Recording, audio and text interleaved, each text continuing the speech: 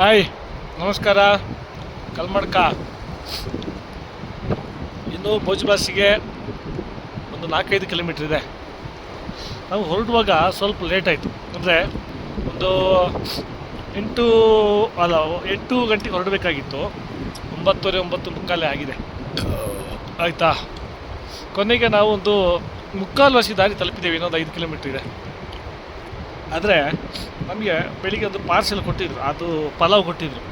ಅನ್ನೇ ಬಲಿಕೆ ಅಂದರೆ ಬಲಿಕೆ, ಊಟ ಮಾಡಲಿಕ್ಕೆ ಆಗೋದಿಲ್ಲ ನಾವೇ. ಹಾಗೆ ನಾವು ಮಂಗಳೂರಿನವರಲ್ಲ, ಬುದ್ಧಿವಂತರು. ಮೊದಲೆಲ್ಲ ಸುಮಾರು ಟ್ರೆಕ್ಕಿಂಗ್ ಮಾಡಿ ನಾವು ಸೋತಿದ್ದೇವೆ. ಅದಕ್ಕೆ ನಮ್ಮ ಊರಿಂದ ಬರುವಾಗ ನಾವು ನಮ್ಮ ಕೋರಿ ರೊಟ್ಟಿ ಉಂಟಲ್ಲ, ಆ ಕೋರಿ ರೊಟ್ಟಿಯನ್ನು ನಾವು ಇಟ್ಕೊಂಡು ಬಂದಿದ್ದೇವೆ. ಅಂದರೆ ಕೋಳಿ ಸಾಂಬಾರು ತರಲಿಲ್ಲ, ಕೋರಿ ರೊಟ್ಟಿ ಅಂದರೆ ಇದು. ಇದಕ್ಕೆ ನೋಡಿ, ಇದಕ್ಕೆ ಇಲ್ಲಿ ಮೊಸರು ನಾವೇ ಹಿಡ್ಕೊಂಡು ಬಂದಿದ್ದೇವೆ. ಮೊಸರು, ಇದಕ್ಕೆ ಕೋರಿ ರೊಟ್ಟಿಗೆ ಮೊಸರು ಮತ್ತು ನನ್ನ ಹೆಂಡತಿ ಮಾಡಿಕೊಟ್ಟ ಉಪ್ಪಿನಕಾಯಿ ಉಂಟು. ಇದನ್ನು ತಿಂದು ನೋಡಿ, ಲಕ್ಷ್ಮೀನಾರಾಯಣರು ತಿಂತಾ ಇದ್ದಾರೆ ಈಗ. ಭಾರಿ ಒಳ್ಳೆಯದಾಗ್ತದೆ.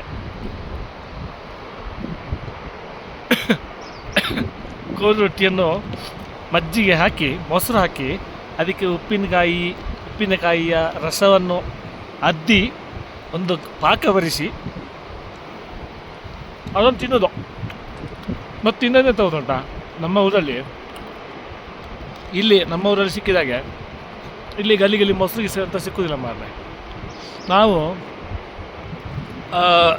ಇದರಿಂದ ಗಂಗೋತ್ರಿಯಿಂದ ಬರುವಾಗ ಒಂದು 4 ಪ್ಯಾಕೆಟ್ ಮೊಸರು ತಗೊಂಡು ಬಂದದ್ದು ನೋಡಿ. ಕಟ್ಟನ್ನೆಲ್ಲ ಹಾಗೆ ಇಟ್ಕೊಂಡಿದ್ದೇವೆ ನಾವು. ಎಂತ ಮಾಡೋದು, ಬದುಕಬೇಡವಾ?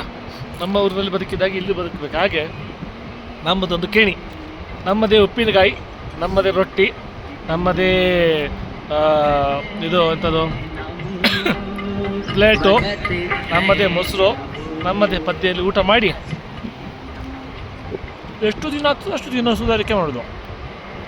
ಮತ್ತು ಅವರು ನಮಗೆ ಅಡುಗೆ ಮಾಡಿ ಕೊಡ್ತಾರೆ, ಸಿಕ್ಕಿದ್ದನ್ನು ತಿನ್ನೋದು ಅಷ್ಟೇ. ಒಳ್ಳೆಯದುಂಟು, ಜಾಗೆ ಒಳ್ಳೆಯದುಂಟು, ಎಲ್ಲ ಒಳ್ಳೆಯದುಂಟು. ಲಕ್ಷ್ಮೀನಾರಾಯಣರದ್ದಾಯಿತು.